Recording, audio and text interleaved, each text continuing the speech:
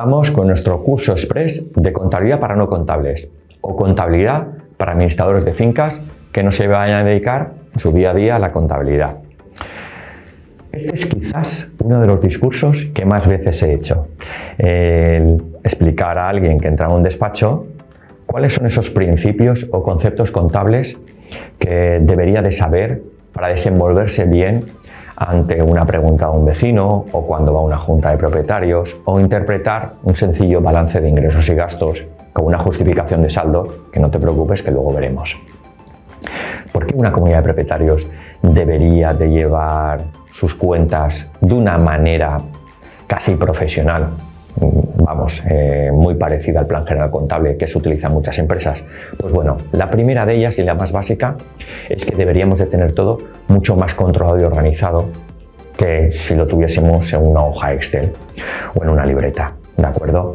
Deberíamos de tener una contabilidad donde sepamos si le debemos a un proveedor, donde sepamos si no se ha pagado un seguro social de un empleado, o un recibo de la luz, o la póliza del seguro se ha devuelto, o simplemente un vecino nos debe, o nos entra un ingreso que no sabemos de quién es. Todo esto contablemente está muy claro, como una contabilidad profesional. En una libreta, dime tú cómo expresas todo esto. Entonces, tener todo controlado y organizado es la principal razón por la cual deberíamos de llevar una contabilidad siguiendo el plan general contable. La segunda razón es que independientemente de quien venga a trabajar en nuestro despacho, si sabe algo de contabilidad, tiene las reglas en la cabeza, con lo cual enseguida va a saber interpretar cualquier balance, cualquier mayor, cualquier diario. Vamos a hablar el mismo idioma. Esto es lo mismo que las franquicias, que tú entras en un Carrefour, en el Corte Inglés, en Mercadona, y todos los establecimientos, todas las superficies son completamente iguales, para que da igual dónde entres, tú sepas dónde dirigirte porque más o menos es el mismo sistema. Los cajeros están a la salida, las estanterías están colocadas de la misma manera, los productos, las secciones, etcétera, etcétera. Conclusión, interpreta lo mismo para tu propio despacho. Si quieres ponerle las cosas complicadas a tus empleados y a los futuros empleados, lleva las cuentas de cualquier manera. Y luego estaría el tema de, por ejemplo, otro ejemplo que me gusta mucho es las cuentas de tu casa. Imagínate que tú y tus hermanos lleváis las cuentas de distinta manera o presentéis las cuentas de distinta manera. Uno no interpreta que haya un gasto hasta que no está cargado en la cuenta y otro, por ejemplo, interpreta que el gasto es cuando hay una factura aunque no se la haya pagado al proveedor o cualquier otra manera. ¿Tú crees que las cuentas van a ser iguales? Y si no hay una coherencia en las cuentas, ¿tú realmente crees que eres transparente de cara a los propietarios? Si pillas a un propietario quisquilloso, te va a sacar punta enseguida. O sea, va a ver que no tiene nada que ver una cosa con la otra. Incluso probablemente no pueda aprobar las cuentas porque no hay, digamos, una continuidad en la manera en que se presentan los balances. Pero si el balance tú lo presentas con unas reglas contables estandarizadas, que son las que se suelen utilizar, muy parecidas al plan general contable, todo el mundo te va a entender. Y posiblemente esté siguiendo la misma línea que el anterior administrador o que el futuro administrador o que esa persona que entiende de cuentas lo intenta sacar punta. Entonces, la segunda segunda razón sería seguir todas las mismas reglas. El tercer motivo es que, ya lo hemos comentado, cada vez se le exige más a las comunidades de propietarios. Hace unos cuantos años surgió el modelo 347 y esto cambió un poco las cosas, ¿vale? Llevar o pretender presentar un modelo 347 de muchas comunidades y llevar esos gastos en una libreta sin asignarla a un proveedor determinado puede ser una auténtica pesadilla en tu despacho, sobre todo en el mes de febrero. Seguramente esto te sonará. Pero si llevas la contabilidad de una manera organizada, con un sistema de doble partida, va a ser cuestión de darle a un botón. Así que entiendo que estas tres razones son más que suficientes para que te plantees continuar con este vídeo y aprender un poco más de qué es esto de la contabilidad siguiendo el plan general contable y doble partida, pero ya verás que es muy sencillo. En la última parte del vídeo, por cierto, me voy a extender sobre los distintos roles y procedimientos que se dan en un despacho para llevar las cuentas de las comunidades de propietarios, que estoy convencido de que te va a dejar muy claro esos procesos y ante la posibilidad de que, por ejemplo, quieras separarlo, externalizar o incluso distribuir de distinta manera en tus empleados. Pues nada, vamos con el video tutorial. Bueno, pues vamos con esa explicación de los principios básicos o conceptos contables que deberíamos de tener claros, y voy a irme a lo mínimo. Por supuesto, lo voy a explicar de una manera muy sencilla y para personas que no tengan ni idea de contabilidad, vamos, que no sois contables. El primer concepto sería el del plan de cuentas. Un plan de cuentas es una estructura de todas las cuentas de gastos, de ingresos, de proveedores, de clientes, que en nuestro caso son los propietarios, y que estructuramos en nuestro plan de cuentas que, a ser posible, tendría que ser muy similar al plan general contable, que, como he explicado antes, la gran ventaja es que cualquier persona, tanto empleado actual como nuevos empleados, enseguida estén familiarizados con esa estructura. Entonces, ¿cuál es esa estructura en una comunidad de propietarios? Bueno, como veis, independientemente de que hay distintos grupos de cuentas en el plan general contable de toda la vida, para una comunidad de propietarios nos vamos a centrar en los siguientes grupos. El primer grupo importante es el de compras y gastos. Aquí son las cuentas del grupo 6, y aquí van a ir todas esas cuentas que tengan que ver con todos los gastos de vuestra comunidad. Por ejemplo, estos son las distintas subcuentas. En cada grupo hay cuentas contables. En este caso, pues la cuenta contable es reparaciones de electricidad, por ejemplo, y tiene este código. Muy bien, vosotros podéis crear dentro de este plan de cuentas cualquier cuenta. ¿De acuerdo? En este caso hemos creado reparación de electricidad, gimnasio, pero podría ser cualquiera. En conclusión, este plan de cuentas debería de estar personalizado para cada una de vuestras comunidades, dependiendo de los gastos que tengan, pero siempre bajo una estructura base, que os sirva un poco de referencia y que os sirva para estar familiarizados con el mismo. Bueno, pues como he dicho, aquí en el grupo 6 tenéis todas estas cuentas. Seguro que os suenan muchísimas de ellas, ¿verdad? La cuenta que realmente vamos a utilizar en la contabilidad es esta de aquí.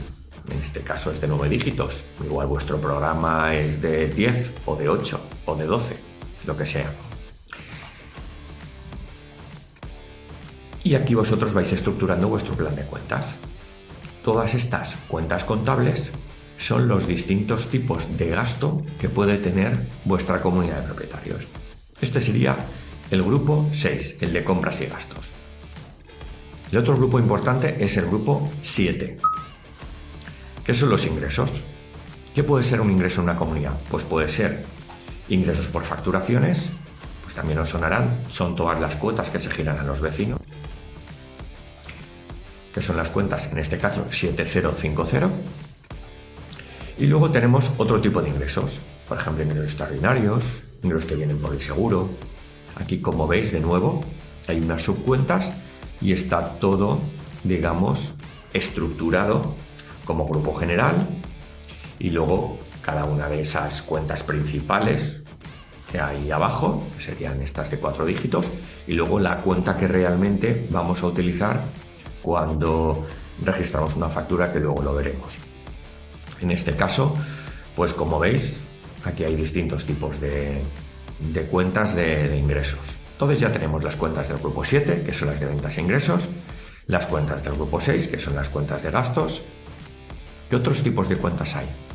Tenemos las cuentas financieras. Las cuentas financieras básicamente es la famosa 572, que es la de bancos y cajas, ¿vale?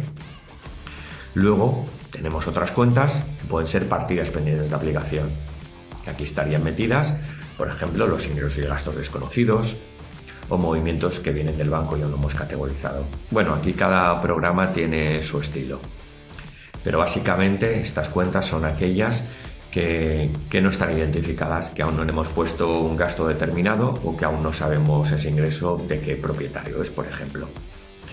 Luego tenemos la cuenta de bancos, como os he dicho. Muy bien.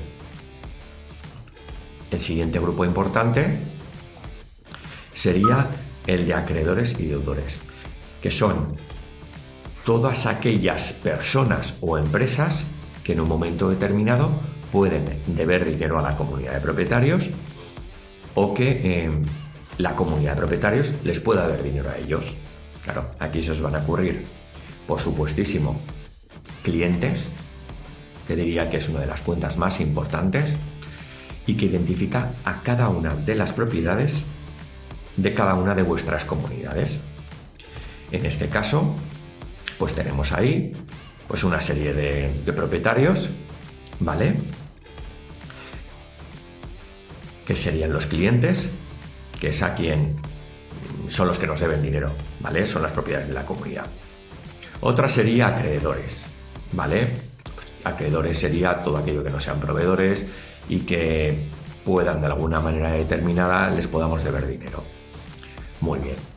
Y la cuenta principal es la de proveedores, que serían todas aquellas empresas o profesionales que trabajan para la comunidad y a las cuales pues, nos emiten una factura que tenemos que pagar. Casi todas estas cuentas en vuestro software se crean automáticamente. Al crear un proveedor se crea esa cuenta contable, al crear un propietario se crea esa cuenta contable. No es algo que vais a tener que hacer, no os asustéis. Luego hay otro tipo de cuentas, pues, por ejemplo, clientes de euros o cobro. Por ejemplo, aquí pues, podríamos meter pues, esos propietarios que igual ya no son propietarios, ¿de acuerdo? Dejan de ser propietarios, pero que están en una reclamación judicial y seguramente ese dinero ya no lo cobremos, pues porque pues, es una empresa que está en suspensión de pagos o es alguien que se ha ido al extranjero y es muy difícil de localizarle, ¿no? En fin, de nuevo, cada software y cada programa y cada estilo de administración utilizará unas cuentas y otras, pero desde luego las más importantes son la de proveedores y la de clientes. Luego también tenéis algunas cuentas especiales que se utilizan sobre todo para el tema de nóminas, para retenciones profesionales, etcétera, etcétera. Aquí no me voy a meter. Esto ya tenéis que tener un cierto nivel de contabilidad para registrar todo ese tipo de gastos o de movimientos en el banco, como por ejemplo una nómina, etcétera, etcétera, que aunque no es muy complicado, no es el propósito de este curso. Muy bien, pues este sería el grupo 4. Y luego el grupo 1, que es el último, sería pues los que trabajéis con fondos de reserva individualizados por propietarios o los que trabajéis con liquidaciones que reparten el resultado de cada ejercicio entre las distintas propiedades. No todos vais a utilizar esto y seguramente los que lo utilicéis tengáis muy claro estos términos contables, con lo cual tampoco me voy a detener aquí. Aquí cada propiedad obviamente tiene también su parte de fondo de reserva, que son cuentas que se generan automáticamente, o su parte de resultados, etcétera, etcétera, ¿vale? Pero bueno, básicamente, las cuentas principales son esta de acreedores y deudores y serían la de proveedores y la de clientes. Esas son las que vamos a utilizar bastante y luego veremos algunos ejemplos. Las cuentas financieras, que serían ingresos y gastos desconocidos o lo que venga del banco, ¿vale? Que sería la cuenta del banco. Y compras y gastos, que esta es la que solemos personalizar para cada una de las comunidades y bueno, y refleja toda la estructura de gastos de nuestra comunidad. Y ventas e ingresos, que serían pues los ingresos por cuotas de los vecinos y ingresos extraordinarios como pueda ser el seguro, una subvención o un arrendamiento. Vale. Siguiente concepto. Aquí ya hemos visto el plan de cuentas, que es un plan general contable, las cuentas y subcuentas contables, que es todo esto que hemos visto. Y ahora vamos a ver el concepto de ejercicio contable. Muy bien. El ejercicio contable, os preguntaréis, Bueno, ¿y por qué no hago un ejercicio contable que vaya desde el 1 de enero del 2022 al 31 de diciembre del 2035, ¿no? ¿Por qué no hago un ejercicio contable de 10 años y así no tengo que estar abriendo y cerrando ejercicios continuamente? ¿Qué sentido tiene crear un ejercicio contable? Bueno, pues básicamente, para quizás vuestra sorpresa, la razón es muy sencilla y más intuitiva de lo que creéis. Cuando una comunidad de propietarios aprueba unas cuentas, ¿de acuerdo? Normalmente son anuales, los ejercicios contables suelen ser anuales, y esas cuentas tienen que quedar cerradas. No se pueden modificar. Si vosotros vais a una junta de propietarios y presentáis un balance, lo peor que podría pasar sería que dentro de un año y medio yo sin querer me equivoque, registre un gasto con una fecha de un ejercicio ya cerrado y entonces me esté trastocando la contabilidad de un ejercicio ya cerrado. Eso sería muy malo, ¿vale? Eso sería un problemón, porque vete tú a saber por qué no te cuadra ahora mismo la contabilidad en este ejercicio. Igual es por un movimiento que sin querer se te ha colado de un ejercicio anterior ya cerrado. Con lo cual, cerrar un ejercicio contable nos sirve un poco para hacer borrón y cuenta nueva. Para decir, oye, cierro el ejercicio, aquí ya no se va a tocar nada más, porque lo voy a cerrar. Es imposible, el programa no me va a dejar tocar aquí. Y a partir de aquí, pues solo me tengo que fijar en la apertura del nuevo ejercicio. Y un poco por tenerlo todo organizado dentro de ejercicios contables. Hay programas que te limitan luego el poder funcionar y que no puedas volver a un ejercicio anterior. Casi todos te permiten volver a un ejercicio anterior si tienes que tocar algo en el ejercicio anterior y luego volver a cerrarlo, ¿de acuerdo? O sea, que no penséis que es algo que no podáis retocar luego, ¿vale? Inalterable. Pero bueno, llevar ejercicios contables es importante. ¿Una empresa por qué lleva ejercicios contables? Pues porque básicamente tiene que presentar esos ejercicios contables, pues subirlos al registro mercantil para que las cuentas queden aprobadas y registradas las cuentas de ese ejercicio contable en el registro mercantil. Pero una comunidad de propietarios no tiene que presentarlas. Pero bueno, un poco heredamos esa costumbre. Entonces, resumiendo, un ejercicio contable nos va a ayudar a tenerlo todo más organizado, a que no se nos cuele un movimiento, un registro en un ejercicio ya cerrado que ya está aprobado y no deberíamos de tocar. Y un poco por estar como más organizados, ¿no? A nivel contable. ¿Y qué pasa cuando cerramos o abrimos un ejercicio? ¿Qué se produce ahí? Bueno, pues cuando cerramos y abrimos un ejercicio, lo que se produce son dos asientos, que es el asiento de cierre del ejercicio que cerramos y el asiento de apertura del ejercicio que abrimos. Estos asientos son idénticos, pero en lo opuesto, ¿vale?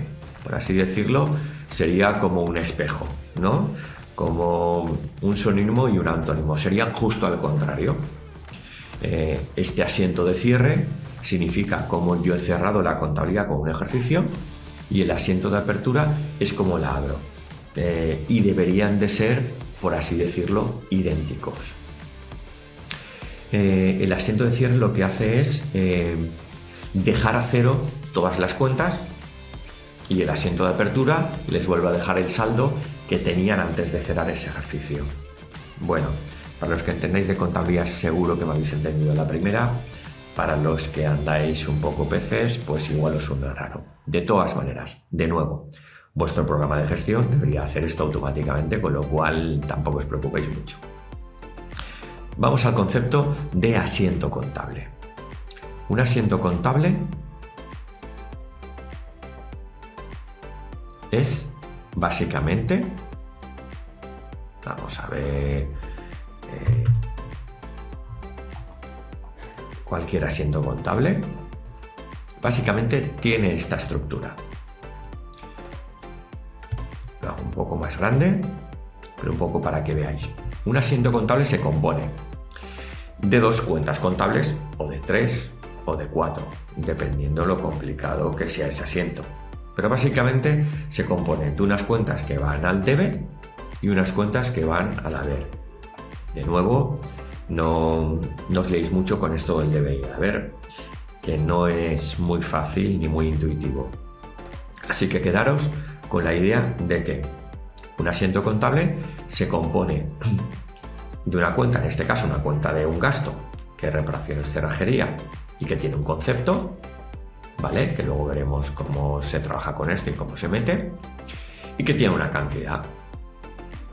Y la contrapartida, en este caso, es el proveedor. Esto sería, por ejemplo, el asiento contable, una factura, que se vuelve a componer del código de la cuenta contable, del nombre de la cuenta contable, ¿ok? De un concepto y de una contrapartida que, por así decirlo, iría a la otra parte. Esta es la estructura de un asiento contable. Un asiento contable debería de tener un número que normalmente se resetea cuando empieza un ejercicio. Mirad, otra razón por la que tener distintos ejercicios es que al final no tienes una numeración del asiento número 1425, sino que todos los ejercicios empiezan con el asiento número 1, número 2, número 3. Bueno, es más manejable. Y tiene una fecha. Esta sería la estructura de un asiento. Repito, número de asiento, una fecha, unas cuentas contables, que podría ser una que va al debe, y otras cuentas contables, que podrían ser una también, y que irían al haber. Y tanto debe y haber, al final tienen que sumar la misma cantidad. Estas serían un poco las reglas. Ya está, tan sencillo como esto, ¿de acuerdo? Ahora veremos cómo es cada uno de estos asientos. Y un asiento contable, ¿por qué hago mención a esto? El asiento contable básicamente es la manera en que se registra todo lo que pasa a nivel de cuentas de una comunidad de propietarios. Una factura al final se traduce en un asiento contable. Un ingreso de un vecino en la cuenta se traduce en un asiento contable. Cuando generamos una cuota, una derrama, se genera un asiento contable, etcétera, etcétera, etcétera. Entonces, toda la contabilidad, todos esos registros se generan de esta manera, con asientos contables. Y esos asientos contables un poco conforman lo que llamamos el libro diario.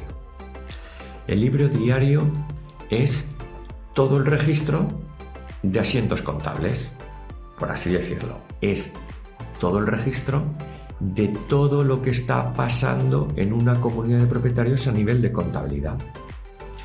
Por eso, cuando igual alguien nos pide cuáles son todos los registros de la comunidad, enseguida se va al libro diario y aquí busca pues ese asiento contable. Un libro diario está compuesto por distintos asientos contables. Fijaos como aquí hay distintos asientos contables. Fijaos, este es el número del asiento. Por ejemplo, este sería este asiento. Es un asiento debajo del otro, y debajo del otro, y debajo del otro. No tiene más. Hay administradores que nunca entran aquí al libro diario, porque normalmente tu programa de gestión te permite ver toda esta información de otra manera que no es contabilidad, pero bueno, este es un curso de contabilidad, así que os lo tengo que explicar. Entonces, un libro diario es todos los asientos ordenados por número de asiento, ordenados por fecha, uno detrás del otro. Muy bien, no tiene más misterio.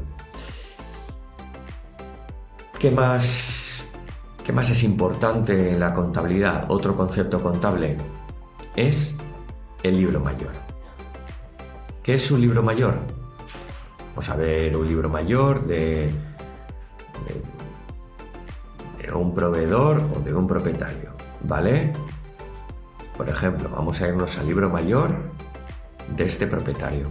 Un libro mayor os sonará muchísimo. Es básicamente, yo lo llamaría cuál es el extracto de una cuenta contable, ¿vale? Y serían todas las entradas y todas las salidas que se han producido en esa cuenta contable. Pensar que una cuenta contable, si os acordáis, podía ser una cuenta de gasto, por ejemplo, reparaciones de cerrajería. Podía ser la cuenta contable de un proveedor, por ejemplo, un proveedor como Ascensores, una empresa de ascensores X, pues sería otra cuenta contable. Son todas las entradas y todas las salidas que tendría esa cuenta contable. O podría ser un propietario, como por ejemplo es este caso, en el que el mayor refleja todas las entradas y todas las salidas de esa propiedad. ¿Y esto por qué es importante? Porque nos va a averiguar el saldo, nos va a decir el saldo que tiene esa cuenta en cada momento. Por ejemplo, y en cada cuenta contable tiene un significado distinto. Vamos a ver las tres principales. Un propietario. Pues fijaos que al final ese mayor en realidad está compuesto por todas las líneas de los asientos contables, que eran esos registros que pertenecen a esta cuenta. Por ejemplo, si me voy aquí, ¿vale? Fijaos que esto es una devolución. Esto era un asiento contable que, como tenía esta cuenta contable, que es la que estamos viendo el mayor, pues tenemos una línea en nuestro mayor que se corresponde con que coge una parte de ese asiento contable, porque le afecta. Entonces, este propietario, fijaos que en su mayor lo que tiene es cronológicamente cada una de las fechas, los asientos a los que corresponde esa línea, de dónde viene, por así decirlo, su origen, el origen del movimiento que ha originado esa línea, el concepto, por supuestísimo, y aquí tiene debe y haber, que en un propietario, al final, ese debe serían los recibos, o sea, todo lo que tiene que pagar esa propiedad, y el haber sería todos esos pagos que ha realizado. Entonces, fijaos, este vecino, pues, del ejercicio anterior, tiene un saldo a favor de 5.000 euros, por eso tiene un saldo de menos 5.000, ¿vale? Que viene del asiento de apertura, que ahora lo explicaremos. Y bueno, pues va teniendo un saldo que se compone de cada una de las líneas y un saldo en cada uno de los momentos de la vida de ese ejercicio contable. Entonces, fijaos que aquí tiene en la columna todos esos recibos que cuota trimestral, cuota mensual, derramas, consumo de agua, etcétera, etcétera. Y aquí tiene todos los pagos que va realizando a lo largo del tiempo. Y el saldo va cambiando en función de todo lo que va ocurriendo. Con lo cual el saldo final de esta propiedad pues sería, en este caso, pues tiene un saldo a favor de 392,59. Pero bueno, podría ser cualquier cosa. Conclusión. El mayor es el extracto de cada una de esas cuentas contables. Vamos con cómo sería un proveedor. Pues un proveedor, su mayor sería distinto. El concepto es muy parecido, pero fijaos que se compone de una fecha, exactamente lo mismo, y aquí tenemos los pagos que se han realizado y en la otra columna las facturas, ¿vale? Vamos a ir a otro proveedor. Fijaos, este proveedor sí que está cuadrado. Está cuadrado porque ha habido una factura de 136,20, que en este caso se pone en la haber. En cada cuenta contable veréis que el significado es distinto de debe y haber. Y ha habido un pago que se le ha realizado a través del banco del mismo importe, con lo cual este proveedor está cuadrado. ¿Cuál sería el mayor, por ejemplo, de la cuenta del banco? Pues el banco también tiene su cuenta de mayor. El mayor de la cuenta del banco al final es el extracto. Sería lo mismo que veríamos si entramos en la banca online de esa cuenta bancaria. Y serían todos los ingresos y todos los cargos que ha tenido la entidad bancaria y el saldo que va teniendo en cada momento. O sea, fijaos, el mayor de la cuenta del banco es el extracto de la cuenta del banco. Cuando descargáis un listado de movimientos y os va diciendo el saldo que va teniendo en cada momento, eso es el mayor de la cuenta del banco.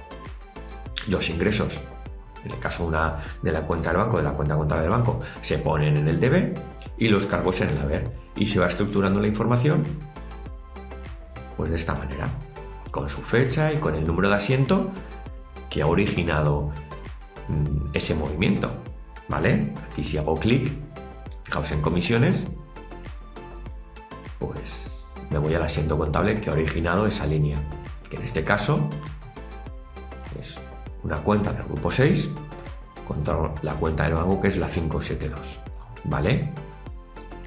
Muy bien. Ya hemos visto que es el diario, ya hemos visto que es el mayor, ¿de acuerdo? Cuando, por ejemplo, entregáis la documentación de una comunidad, muchas veces el administrador lo que os da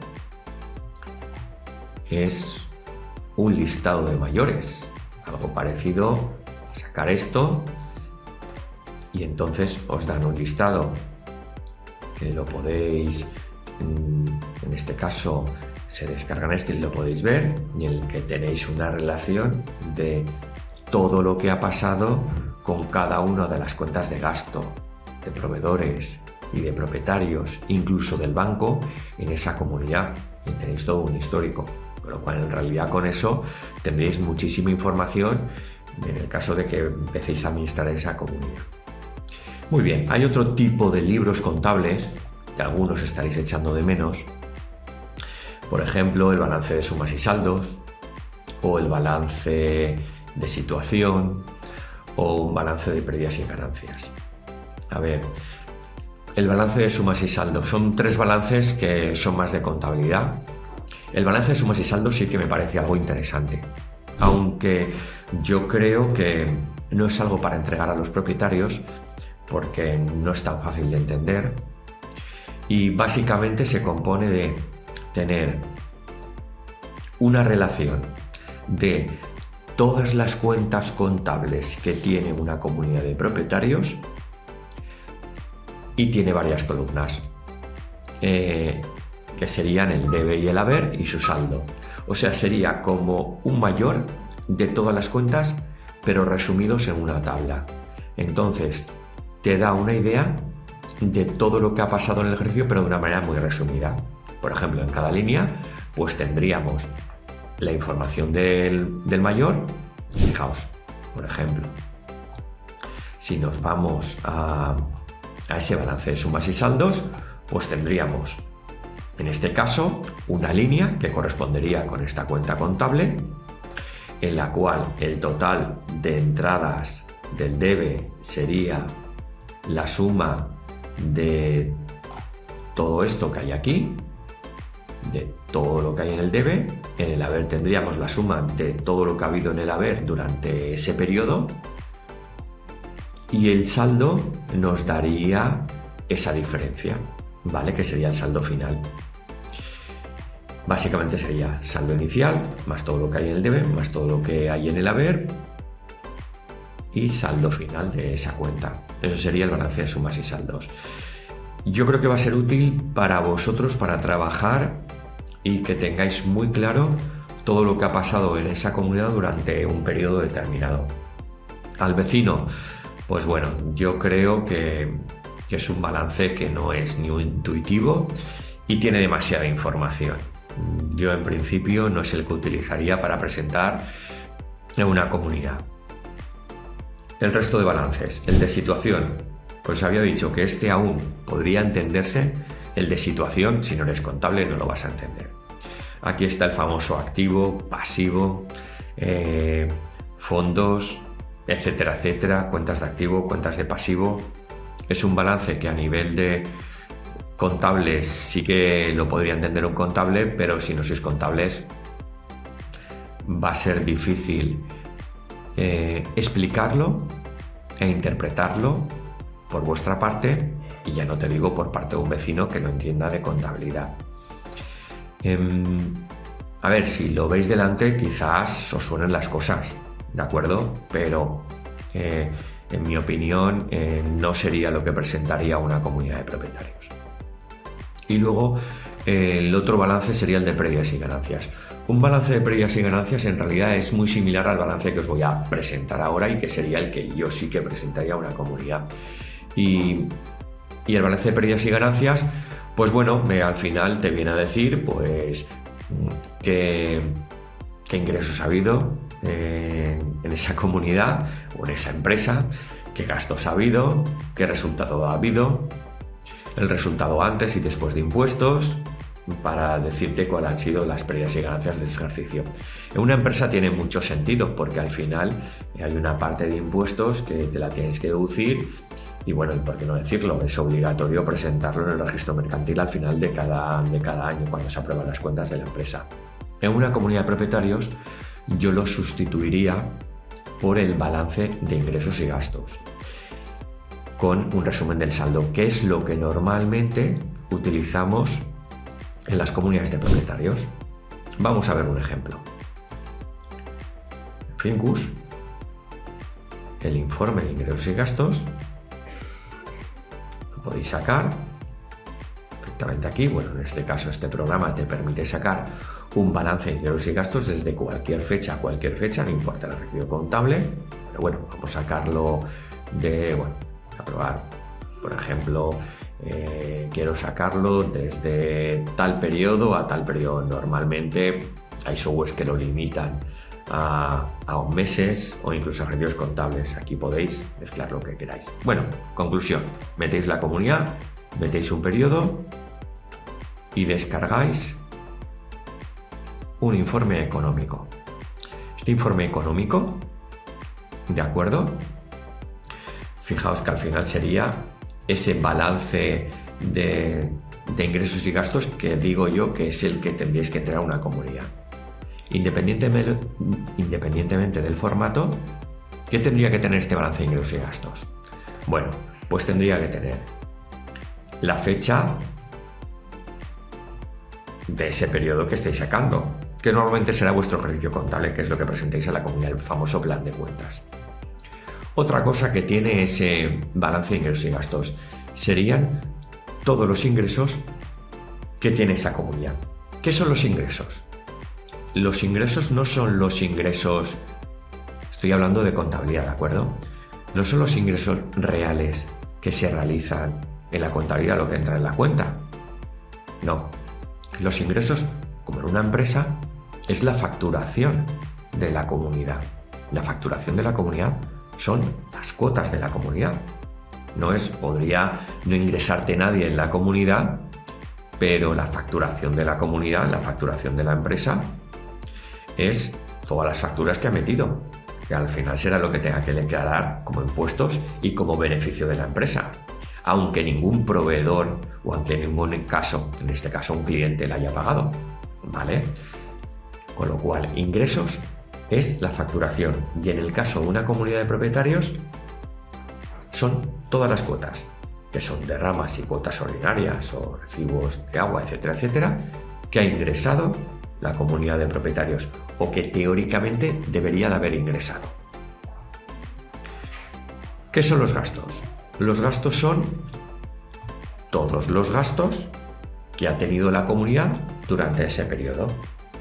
Y de nuevo hago hincapié en que esto no significa que todos estos gastos, fijaos que están organizados por cuentas contables y luego en este caso el programa especifica la fecha de cada uno de esos movimientos con el detalle, ¿de acuerdo? Este puede ser más resumido, más detallado, pero básicamente sería esto. En este caso, este programa lo divide por grupos de reparto. Fijaos que hay distintos grupos de reparto donde se van metiendo todos esos gastos. ¿Ok? Un gasto de nuevo podría no estar pagado.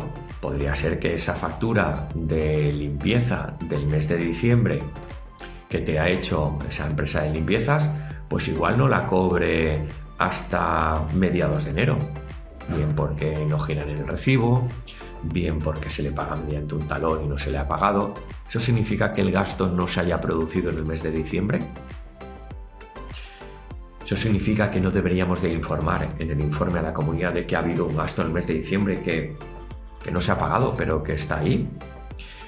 Por poneros el ejemplo de un balance de una comunidad de propietarios en el cual se ha producido una fuga de agua, En el mes de diciembre estoy poniendo que el mes de diciembre sea el último mes de este balance, ¿de acuerdo? Para que me entendáis.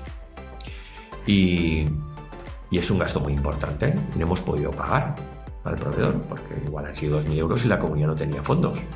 Y estamos esperando a que se celebre la Junta de enero para decirle a los vecinos que paguen una derrama y pagarle al proveedor.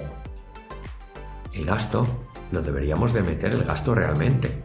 Se produce cuando sea la factura y la factura se ha emitido y el gasto se ha producido el mes de diciembre.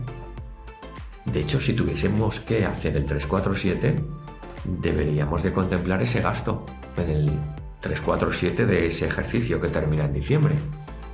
Con lo cual el gasto se produce cuando se produce la factura, la fecha de la factura, aunque no se haya pagado. Bueno, aquí tenemos ingresos y gastos. Por eso se llama informe de ingresos y gastos, o por lo menos yo lo llamo así. Y luego podríamos tener cada uno de los saldos, por ejemplo, detallar quién nos debe dinero. Por ejemplo, serían todos esos propietarios que les queda algo por pagar. Podríamos detallar también, como hace este informe, qué propietarios tienen saldo a favor. Podríamos también detallar qué proveedores les debemos algo. Y el saldo de bancos y cajas. Fijaos, bueno, y en este caso también movimientos desconocidos, movimientos que no se han aplicado a ningún gasto, por ejemplo, y que debemos, que no están categorizados en este caso y que debemos de reflejar. Normalmente vosotros esto no lo tendréis, ¿vale? Tendréis todo esto. Muy bien, ¿esto al final qué significa? Esto significa que, fijaos, yo he reflejado todos los ingresos, que ha sido la facturación de esa comunidad de propietarios. Vamos a pensar a nivel de empresa, que en caso de una comunidad de propietarios, repito, son esas cuotas, esas derramas. Yo tengo todos los gastos, que serían todas las facturas que se han producido durante ese periodo en esa comunidad de propietarios. Y luego, y abajo, lo que hago es detallar si yo debo alguna factura de todos esos gastos o si algún propietario, alguna propiedad, me debe dinero o tiene un saldo a favor. Pero fijaos que yo lo tengo todo organizado, ingresos y gastos teóricos, y luego si hay alguna diferencia, si no todas las facturas están pagadas, lo tengo que reflejar en esta parte final del informe, o si un propietario no me ha pagado, lo tengo que reflejar en esta parte final del informe. Pero el balance de la comunidad, repito, son esos ingresos y gastos que me determinarán el resultado de la comunidad. ¿Qué es esto que en el informe hemos visto aquí arriba? Que es la diferencia entre los ingresos y los gastos que ha tenido esa comunidad de propietarios, que en este caso han sido de 438. Ha habido un superávit o un beneficio de 438.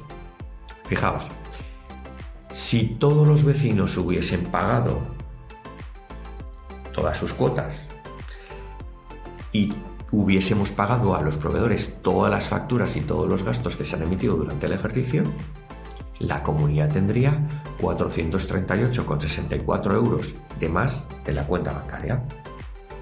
¿Ok? No los tiene porque seguramente hay alguna factura pendiente de pago o algún propietario que nos deba dinero. Pero el resultado, si tuviésemos que pagar un impuesto sobre beneficios como una empresa, el resultado sería la diferencia entre ingresos y gastos teóricos durante ese periodo. También podríamos tener un déficit, ¿de acuerdo? Que sería que los gastos sean superiores a los ingresos. Y esto nos va a ayudar a entender, cuando decimos en una comunidad que ha habido un superávit o ha habido un déficit, eso en pocas palabras significa que el presupuesto de cuotas ordinarias o de cuotas que hemos emitido durante ese periodo y que hemos hecho una previsión, que es nuestro presupuesto, ha sido superior o inferior a lo que hemos gastado. Cuando presentáis cuentas en una comunidad, una de las cosas por las que se deberían de valorar o poner encima de la mesa sería si nuestros gastos se han ajustado a nuestro presupuesto, a las cuotas que hemos previsto, o si nos hemos pasado de la raya y nos hemos gastado más de las cuotas que hemos previsto, simplemente porque ha habido gastos extraordinarios en la comunidad. No tiene por qué ser un ajuste a las cuotas de los vecinos, ¿no? Pero fijaos, en una empresa esto sería dramático, que nuestros gastos superaran los ingresos, ¿vale? Pues en una comunidad pues debería de estar también ahí encima de la mesa, ¿de acuerdo? Otra cosa distinta, y eso en el caso de que nos paguen o paguemos nosotros a los proveedores, eso determinará el saldo que tengamos en banco. Y de nuevo, también tendremos un saldo de los recibos pendientes o de la morosidad de esta comunidad. En este caso es de pruebas, como tiene una morosidad muy alta, ¿de acuerdo? Y tanto este saldo del banco como estos saldos pendientes de los propietarios son los que reflejamos aquí al final del informe de manera detallada. Muy bien. ¿Y cuál sería esa puntilla final que debería de haber en un informe económico de ingresos y gastos, que para mí es relevante y debería de estar siempre, porque al final nos muestra el punto de inicio y el punto final, punto de partida del siguiente ejercicio? Y es esa cajita que se pone al final, ¿vale? Que es el resumen contable.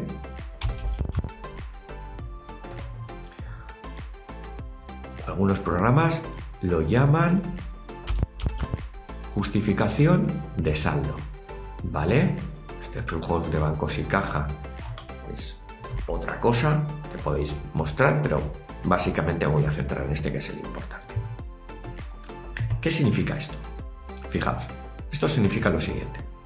Por ejemplo, en el caso de esta comunidad, ¿qué saldo contable, de qué se compone el saldo contable de una comunidad? Este sería el primer concepto claro.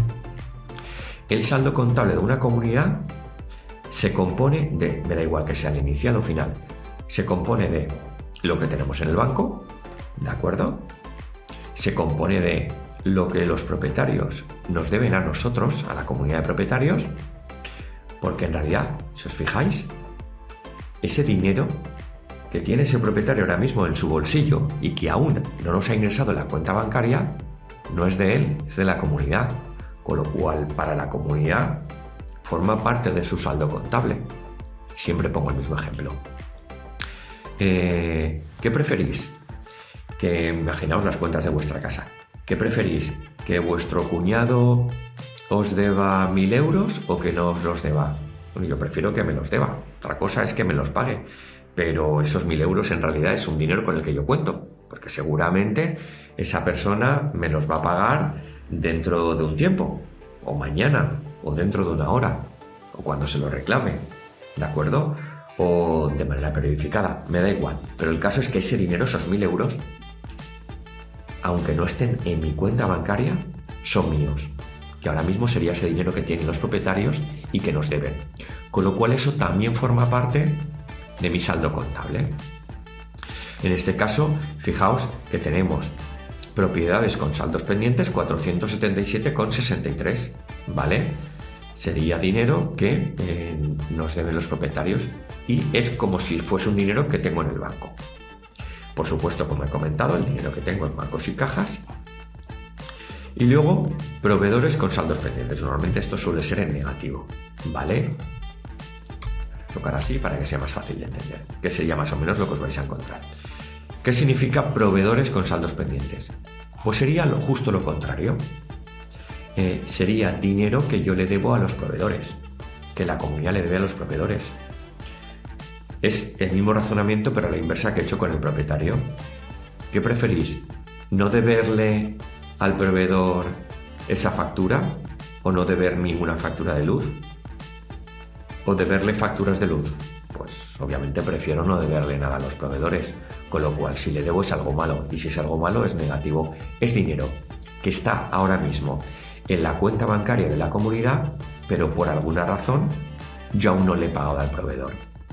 Bien porque ha pillado al final del ejercicio, bien porque nos ha pasado a cobrar, bien porque no ha girado el recibo, bien porque no ha hecho bien su trabajo y le he dicho que vaya y que lo rectifique y que vuelva dentro de una semana y a ver si le pago o no le pago, ¿no? o bien porque el proveedor nos ha hecho el favor de posponer ese pago en varios plazos, ¿de acuerdo? Entonces, eso no es bueno para la comunidad, por eso es tan negativo, por eso me reduce mi saldo contable, el saldo contable de la comunidad. Con lo cual, en pocas palabras, bueno, y aquí hay otra partida que es partidas pendientes de aplicación. En este caso, pues bueno, es una cantidad desorbitada, pero básicamente sería algo así, ¿no? Sería, si hay un ingreso desconocido o si hay un gasto desconocido, también influye en ese saldo contable. Hay un ingreso desconocido que en principio va a minorar las deudas, ¿vale? Con lo cual, pues puede estar en negativo o en positivo esta partida. Pero bueno, las que realmente me interesan que entendáis son estas de aquí. Vuestro saldo contable inicial no coincide con el saldo que tenéis en la cuenta bancaria. Si coincidiese, significaría que nadie os debe dinero y que la comunidad no debe dinero a nadie. ¿De acuerdo? Eso estaría así. Y este saldo de aquí coincidiría con el saldo del banco. Esa sería la situación ideal. En el caso de que un vecino te deba dinero, eso incrementa el saldo contable porque el dinero está en el bolsillo del vecino, pero es de la comunidad. Y en el caso de que un proveedor le debamos dinero, eso está en negativo, que sería algo muy habitual, porque no podemos contar con estos 1.412,60 euros. Que los tenemos que pagar al proveedor. No puedo ir a la comunidad diciéndole tenemos en el banco, imaginaos esta situación. Tenemos en el banco, olvidaos de esta cantidad de aquí arriba, ¿vale? Tenemos en el banco 1.280 euros y le debo a proveedores y no de ningún propietario me debe nada y le debo a proveedores 1.412,60. Claro. A priori podría parecer que la comunidad ha tenido ejercicio y está bien todo, e incluso le han sobrado, tiene ahí 1.200 euros para gastar, pero la realidad es distinta. La realidad es que la comunidad está en números rojos, porque tiene un dinero que no es suyo, le debe a un proveedor, además que no se lo ha pagado porque no tiene dinero para pagárselo, ¿no? Habéis entendido por qué es importante diferenciar y ser muy claros y transparentes con la comunidad del dinero que hay en la cuenta bancaria. No tiene que significar que ese sea el saldo contable de la comunidad. Y bueno, ese saldo contable inicial le tenemos que sumar todos los ingresos que acordaos, que son esas cuotas, que son esos ingresos teóricos. En el caso de una empresa sería esa facturación que influye en el resultado, todos los gastos que son todas esas facturas que hemos detallado arriba, sean todas esas facturas de gastos que ha habido durante el ejercicio de la comunidad, y la diferencia, saldo contable inicial más ingresos menos los gastos, me va a dar exactamente el saldo contable final. Eso tiene que cuadrar siempre. De hecho, cuando un vecino analiza las cuentas de una comunidad, esto sería la manera de demostrarle que las cuentas están bien. Por eso se llama justificación de saldo. Es decirle, oye, lo que yo tengo está bien hecho, porque si tú al saldo contable inicial, que fue con el que cerraste el ejercicio anterior, yo le sumo los ingresos teóricos y le resto los gastos, que al final sería sumar el resultado, ¿vale? Que hemos visto arriba, me va a dar un saldo contable final. Que ese saldo contable final lo tengo distribuido de la siguiente manera. Mira, en el banco tengo X dinero. Mira, ahí tengo propiedades que me deben este dinero. Le debo a proveedores este dinero, por lo cual me resta del saldo. Sería el mismo racionamiento que he hecho antes y no me voy a repetir. Entonces, de alguna manera justificáis que vuestro saldo final suma exactamente lo que tenemos, ¿vale? En este caso. Muy bien, y hasta aquí ha llegado mi explicación de esos principios o conceptos contables que deberíais de tener claros todos los administradores o no contables a la hora de llevar las cuentas de una comunidad de propietarios. Y ahora voy a pasar a por algo mucho menos teórico y algo mucho más digerible, que son cada uno de los procesos y procedimientos que se dan en un despacho de administración de fincas y que tienen que ver con llevar las cuentas de una comunidad. ¿Cómo yo me imagino, cómo nos imaginamos desde Fincus, esos procesos y esos procedimientos contables? Vamos allá. Después de ver por qué es importante llevar una contabilidad profesional en una comunidad de propietarios y después de ver cuáles son esos principios y conceptos contables, ya estás preparado para entender una de las decisiones más importantes que vas a tomar al llevar la contabilidad de tu despacho. Y es la siguiente: ¿cómo registro los gastos de una comunidad? Me refiero a nivel contable. Hay dos maneras de hacerlo. Una es la manera sencilla y me atrevería a decir no profesional, no siguiendo el plan general contable, y otra es la manera profesional, que a nivel operativo te puedo asegurar que es igual de sencillo, pero que nos va a dar muchas ventajas, y el sistema de la partida doble. La opción menos profesional o sencilla sería la siguiente: el gasto no existe hasta que no está cargada en la cuenta del banco. ¿Qué significa esto? Que estamos haciendo cuando del banco le decimos a nuestro programa de gestión, o por ejemplo en un Excel, decimos que este gasto de fontanería o que este movimiento del banco es un gasto de fontanería. Fijaos que sí, efectivamente estamos registrando el gasto. Efectivamente eso va a salir en el balance del propietario al final del año. Pero aquí hay una cosa que nos estamos saltando y es el proveedor. Fijaos que el asiento contable que se produce aquí sería este. En el debe tenemos la cuenta del gasto y en el haber tenemos la cuenta del banco. Con lo cual, fijaos que el proveedor no está por ningún sitio. Sí, es cierto, tenemos el gasto registrado, pero no existe el proveedor. Y esto va a tener una serie de desventajas que ahora comentaré. ¿Cuál es la manera profesional de hacerlo? La manera profesional de hacerlo, el sistema de doble partida, es que yo diferencio el proceso. Este proceso, muy sencillo, lo diferencio en dos partes. Por un lado, la persona que actualiza bancos registra el siguiente movimiento y lo que hace es categorizarlo, en vez de contra el gasto, fijaos que lo categoriza contra el proveedor. En pocas palabras, le está diciendo al programa de gestión: oye, este proveedor se ha cargado algo en la cuenta y ya está, aquí no hay gasto por ningún sitio. Es más, realmente la persona que está actualizando el banco le da exactamente lo mismo que gasto sea. Su misión es: este movimiento se lo ha cargado este proveedor, ya veremos luego qué gasto es. Luego, cuando esa persona se pone el sombrero de registrador de facturas, que es otro de los procesos que luego veremos, lo que hace en pocas palabras es un asiento contable en el cual tiene al proveedor en el haber y al gasto en el debe. Aquí lo que está diciendo es: este proveedor me ha enviado una factura y es este gasto. Así que aquí sí que decimos el gasto. Y al final, si os fijáis, esto lo que hace es que este proveedor que está aquí y ese proveedor que está allí se compensen, uno está en el debe y otro está en el haber, y nos quedamos al final con el asiento que teníamos en la versión sencilla, que es del banco y el gasto, que es al final lo que nos interesa y es al final lo que va a salir en el balance. Pero por medio tenemos una cosa, un proceso que metemos al proveedor por medio. Esto nos va a ayudar a saber si a un proveedor le debemos dinero. En el primer ejemplo nunca lo sabes. El gasto no existe hasta que se carga, con lo cual no va a haber ningún proveedor pendiente de pago, ni va a haber un cargo en la cuenta que no sea un gasto, ¿de acuerdo? Segunda ventaja de este sistema de partida doble. El 347 será muy sencillo, porque yo sé qué es lo que ha facturado cada uno de los proveedores. De la primera manera, el proveedor no está por ningún lado, es imposible que lo sepa.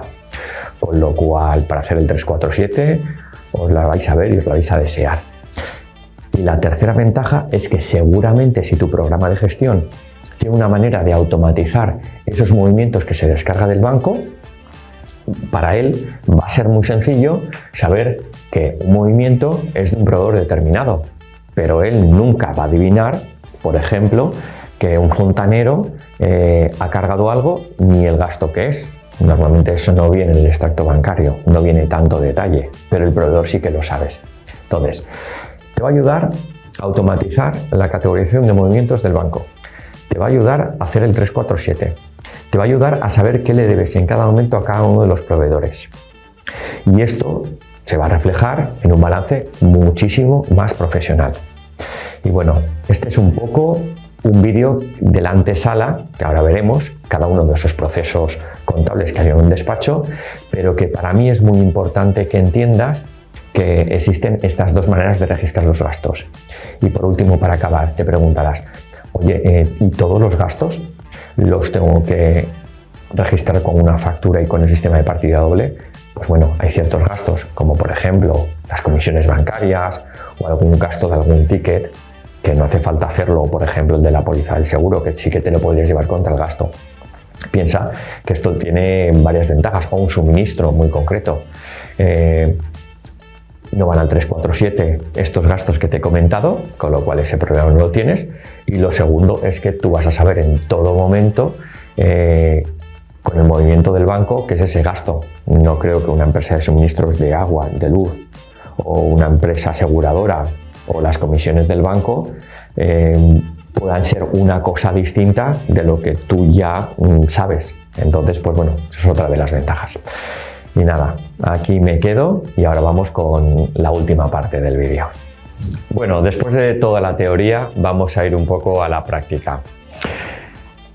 Un proceso contable en nuestro despacho, yo me lo imagino de la siguiente manera.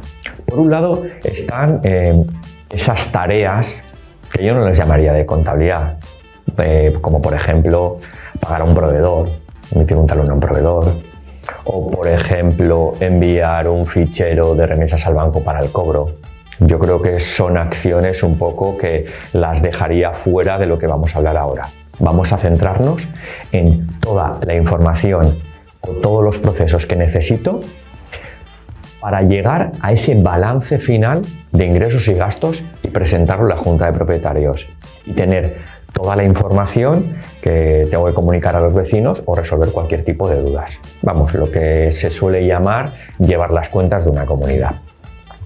Para mí hay tres tipos de procesos o de tareas. Las vamos a clasificar en tareas rutinarias, ¿vale? Son esas que tenemos que hacer con bastante periodicidad, pues diariamente o un par de veces a la semana. Vamos a ir con las tareas de control, que serían el otro tipo, que serían tareas que igual se hacen semanalmente o igual cada mes o cada 3 meses, ¿de acuerdo? Y luego estarían las tareas de revisión, que estas las podemos hacer también trimestralmente o cada mes o, en fin, una periodicidad mucho más alargada. Aquí veréis un poco cómo distribuimos esos procesos y que ahora os voy a explicar. Tareas rutinarias. Básicamente son aquellas que, fijaos, podríamos externalizar y que son actualizar bancos y registrar facturas. Esto sería como el día a día. Bueno, todos los movimientos que entran del banco, pues tenemos que decirle a nuestro programa de gestión qué es ese movimiento, ¿de acuerdo? Identificarlo de alguna manera, que sería categorizar todos los movimientos que vienen del banco. Bueno, si tenéis algo en caja, pues también registrarlo, ¿de acuerdo? Y la segunda tarea sería, el segundo proceso, sería registrar facturas. El registrar facturas, ¿hace falta hacerlo diariamente? Pues bueno, seguramente muchos de vosotros tengáis una app o tengáis algún sistema de despacho 24 horas donde los propietarios pueden ver la información en tiempo real de las cuentas de su comunidad. Entonces, claro, pues es importante que todo esto esté actualizado. Aparte, te va a ayudar a controlar que no se te escape, por ejemplo, una devolución del seguro de una comunidad o, por ejemplo, que sepas lo que debe un vecino justo cuando te llama por teléfono y te vayas que consultar el banco. Pero bueno, básicamente estos serían los dos procesos. Categorizar los movimientos del banco, que debería de ser diario, y registrar las facturas, que te puedes permitir el lujo de hacerlo pues un par de veces a la semana. Vamos a ver cómo sería el primer proceso. Bueno, básicamente consistiría en acceder a la cuenta del banco, que muchos de vosotros tendréis ese famoso agregador bancario en el que te descargan todos los movimientos del banco, y categorizar esos movimientos, que también muchos tendréis una especie de categorizador automático con ciertas reglas que te recuerdan esos movimientos. Si no lo tenéis, pues os va a tocar picar esos movimientos a mano o categorizarlos a mano. Pero bueno, esa sería un rol. ¿Eso cuándo se debería hacer? Pues imagínate, todos los días a primera hora de la mañana. ¿Por qué? Porque así el personal del despacho durante el día tiene toda esa información actualizada y ante cualquier llamada, ante cualquier consulta o directamente si tiene que sacar un balance, lo puedo hacer en el momento. Y luego, una vez a la semana o 2 veces a la semana, nos ponemos el gorro de registrador de facturas. ¿Qué es lo que hace esa persona? Puede ser la misma o puede ser una distinta. Igual tenéis un despacho muy grande en el que estas tareas las hacen distintas personas. El registrador de facturas le da igual el banco. Él lo que hace es coger una factura y registrarla en el programa de gestión. Entonces, esto un poco lo que hace es que no importa que estén coordinadas, por así decirlo, pueden ser asíncronas. Yo puedo estar actualizando bancos todos los días y luego 1 vez o 2 veces a la semana registro facturas, ¿vale? No importa que una factura esté registrada y algo no esté cobrado en el banco, pues estará pendiente de pago. Y si hay algo en el banco, está cargado por un proveedor, por ejemplo, y la factura no se ha registrado, pues directamente te saldrá un descuadre en tu programa de gestión.